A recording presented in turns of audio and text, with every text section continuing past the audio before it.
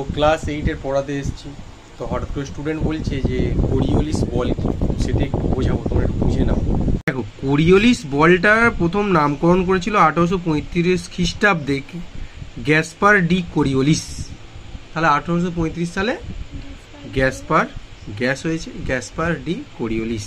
দেখো বলছে আবর্তন গতির কারণে পৃথিবীর যে কোনো গতিশীল বস্তু, মনে রাখতে হবে গতিশীল বস্তু উদাহরণ দিয়ে দিয়েছে বায়ুপ্রবাহ আর সমুদ্র স্রোত, কারণ সবসময় বয়ে যাচ্ছে তো, ওপর এক ধরনের বল কাজ করে যা বস্তুগুলির দিক বিক্ষেপণ ঘটায়, একে বলে কোরিওলিস বল। ক্লিয়ার?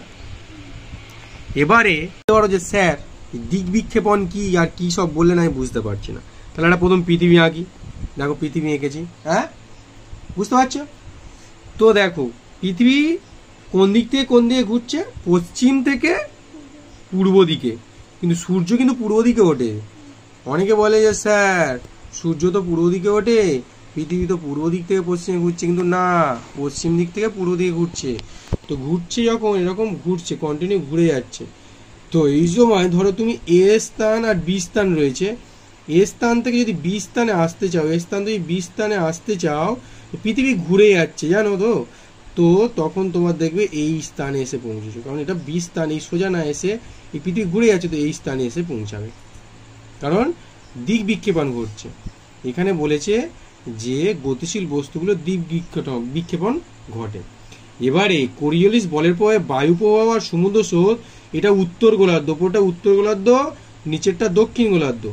বলছে বায়ু প্রবাহ আর সমুদ্র স্রোত উত্তর গোলার্ধে কোন দিকে যাচ্ছে, ডান দিকে, আর দক্ষিণ গোলার্ধে কোন দিকে যাচ্ছে, বাঁ দিকে।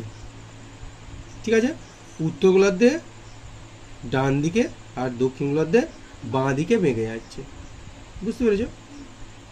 মানে এ থেকে বিতে আসছো, কিন্তু পৃথিবী ঘুরছে, তো সেই জন্য দিক বিক্ষেপণ ঘটছে। তুমি বিতে না পৌঁছে ঘুরে যাচ্ছে বলে তুমি ধরো সিতে এসে পৌঁছে যাবে, এই কন্ডিশনটা হচ্ছে। তো অনেক ক্যালকুলেশন করে ওই জায়গাটায় পৌঁছতে হয় যখন কেউ যায়।